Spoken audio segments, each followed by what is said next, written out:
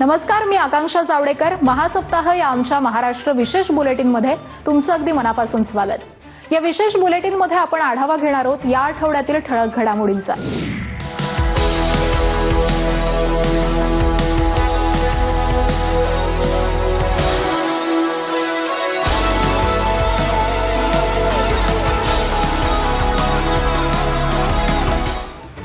सुरुवातीला शेतकऱ्यांसाठी एक अतिशय मोठी बातमी. शेतकऱ्यांना 50,000 2 लाखांपर्यंत कर्जमाफी मिळणार असल्याची मोठी घोषणा मुख्यमंत्री देवेंद्र फडणवीसांनी केली. शेतकऱ्यांसाठी आतापर्यंतची सर्वात मोठी योजना असल्याचं मुख्यमंत्र्यांनी सांगितलंय. एकूण 56 लाख शेतकऱ्यांना याचा लाभ मिळणार आहे. तर महात्मा फुले योजनेअंतर्गत असणाऱ्या शेतकऱ्यांना 2 लाखांवरती असलेली कर्जमाफी मिळाली नव्हती, मात्र त्यांनाही कर्जमाफी देण्यात येणार असल्याची माहिती मुख्यमंत्र्यांनी दिली आहे. याशिवाय ज्यांनी 3 वर्ष नियमित कर्ज भरलं त्यांनाही लाभ मिळणार आहे. महात्मा फुले कर्जमाफी योजनेतले जे लोक होते, ज्यांना 50,000 रुपयापर्यंत आपण म्हटलं होतं, त्यांनाही 2 लाखापर्यंत कर्जमाफी झाली. 3 वर्षातले कुठलेही 2 वर्ष ज्यांनी रेग्युलर भरलेले आहेत ते सगळे लोक याकरता पात्र होतील. पुन्हा सांगतो, पहिल्यांदा राज्य सरकारने हा निर्णय घेतलाय. यापूर्वी कधीही असा निर्णय झालेला नाही. वळूयात पुढच्या बातमीकडे.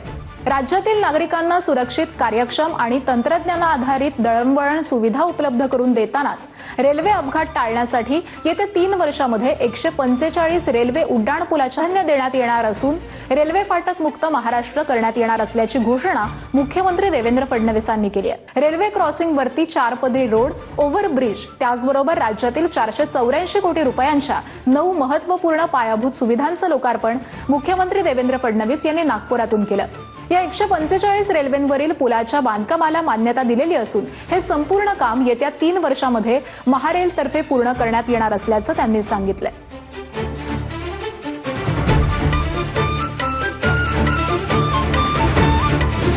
महाराष्ट्रातील वैशिष्ट्यपूर्ण वारीचं महत्त्व जागतिक स्तरावरती पोहोचवण्यासाठी माहिती आणि जनसंपर्क महासंचालनालयातर्फे पंढरपूर वारी आणि संतांच्या पाऊलखुणा या 22 मिनिटांच्या माहितीपटाची निर्मिती करण्यात आली. या माहितीपटाचा प्रीमियर शो मुंबईत आयनॉक्स चित्रपटगृहामध्ये मुख्यमंत्री देवेंद्र फडणवीस यांच्या उपस्थितीत पार पडला. या 22 मिनिटांच्या माहितीपटाचं मराठी, इंग्रजी, हिंदी, तमिळ, बंगाली, कन्नड, मल्याळम या भाषांमध्ये डबिंग करून त्याचं डिस्कव्हरीच्या विविध उपग्रह वाहिन्यांवरून प्रसारण करण्यात येणार आहे. आपण विश्वाकरता साकडं घालणारे लोक आहोत, म्हणून ही परंपरा जगाला समजावी याकरता हा अतिशय सुंदर उपक्रम राबवण्यात आल्याचं मुख्यमंत्र्यांनी यावेळी सांगितलं.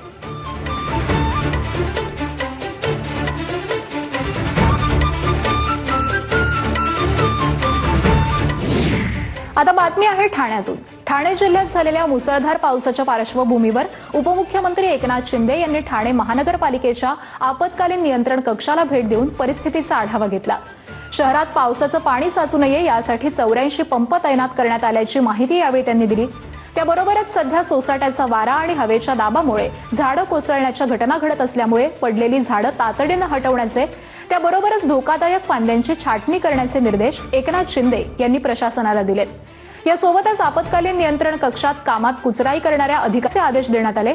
वृक्ष प्राधिकरणात सक्षम आणि कार्यक्षम अधिकारी नियुक्त करून यंत्रणेची कार्यक्षमता वाढवण्याच्या सूचनाही त्यांनी केल्या.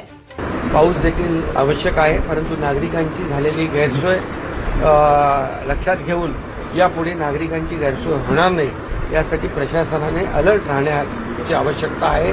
त्यांना अधिकची मॅनपॉवर, अधिकची मशिनरी, अधिकचं जे काही आवश्यक लागेल ते सगळं घेण्याच्या सूचना दिल्या.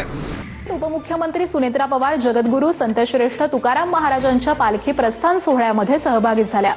माऊलींच्या पादुकांचं दर्शन घेत त्यांनी विठ्ठलाला शेतकऱ्यांच्या सुख समृद्धीसाठी साकडं देखील घातलं.